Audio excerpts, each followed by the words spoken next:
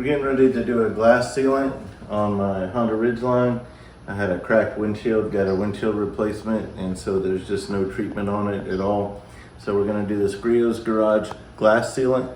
So what we're gonna do first is use a clay bar to get out any contaminants. So all I need for that is a water bottle, or you can use a hose, a clay bar. I'll put links to everything in the video description, and then I'll use a towel to wipe it clean. So that's our first step that we're gonna do, is the clay bar.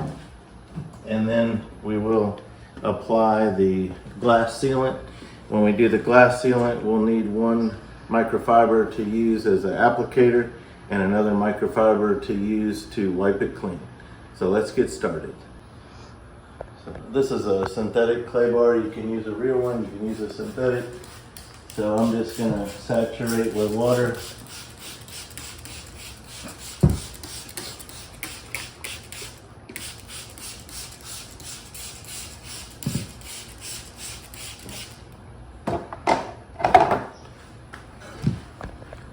Basically, you don't want your clay bar dragging like on a dry surface. So as long as it can move freely, it's gonna do its job easily. I've also washed this vehicle just a couple days ago, so it doesn't have a lot of dirt on the windshield, and it's also a new windshield. So it's a pretty bare, untreated surface. So this might clay bar just with a little less effort than maybe a older windshield. But basically, clay barring is easy, and it's a very important step.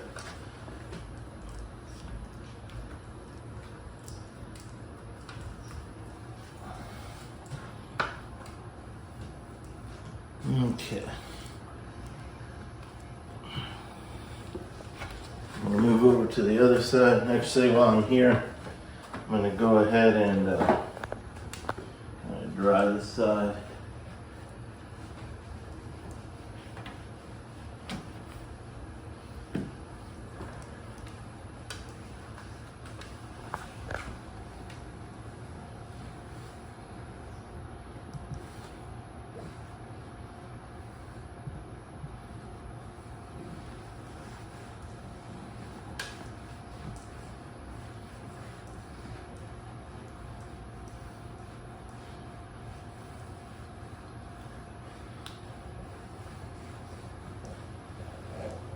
It's important to get a spot-free kind of dry before we do the glass sealant.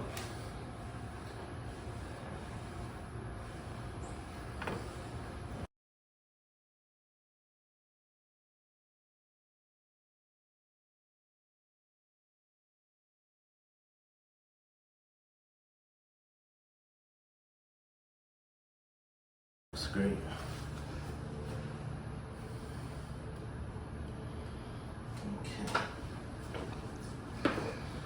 All right, so our clay bar is finished. That was a quick and easy step, but a very important prep step to this working out like we want it. So now I'm gonna grab 2 microfibers. I'm gonna use a microfiber sponge as my applicator. I'm gonna use a clean microfiber for wiping it off. This has a very specific application directions. So they want us to apply it in a crosshatch pattern. I'm going to demonstrate for you what that means. They want us to go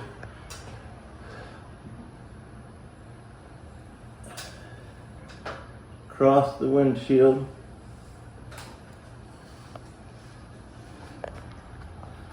or down, actually.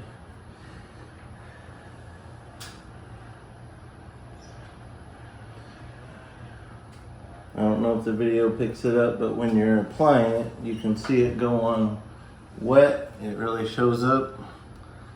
After a few applications, your sponge will go a little farther after it absorbs a little bit of the product and starts to become more saturated.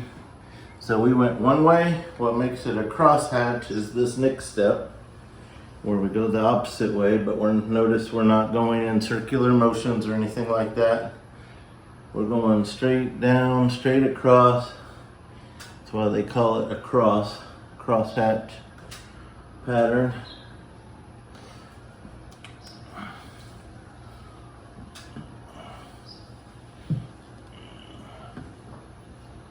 So they say to let that dry to a haze, and while you're applying it, you can already tell that it is. It's already drying to a haze.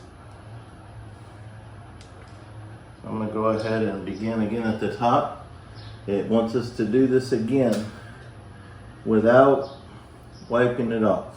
Okay? So you do the crosshatch once, you dry to a haze, and you begin your second layering of the crosshatch pattern.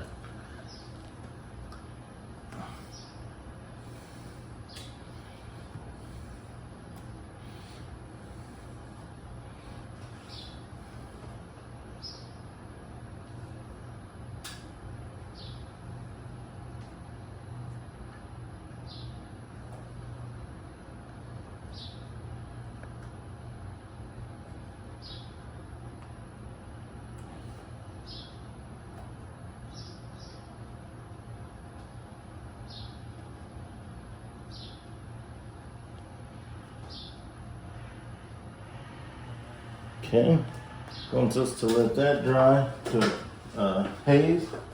I'm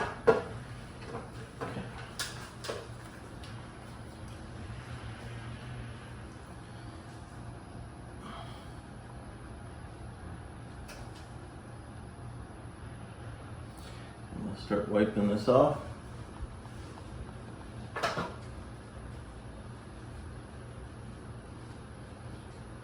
What I'm going to do on my first round, so stuff doesn't sit on there too long and become hard to get off, I'm just doing a full coverage wipe, not worried as much about how good it looks. Now I'm going to flip the towel over, and now on this one I'm getting detail. I'm wanting to get every streak gone. I want the glass to look perfect on the second round. So you want to apply some pretty firm pressure on this final round here. You're really trying to get it to where things look perfect. Okay. So the only streak I see is where I stopped in the middle. So now we're going to do that same crosshatch pattern. 2 rounds of the crosshatch, wipe it off with this on the other side, and then we're finished. So I hope that's been helpful. Thank you for watching.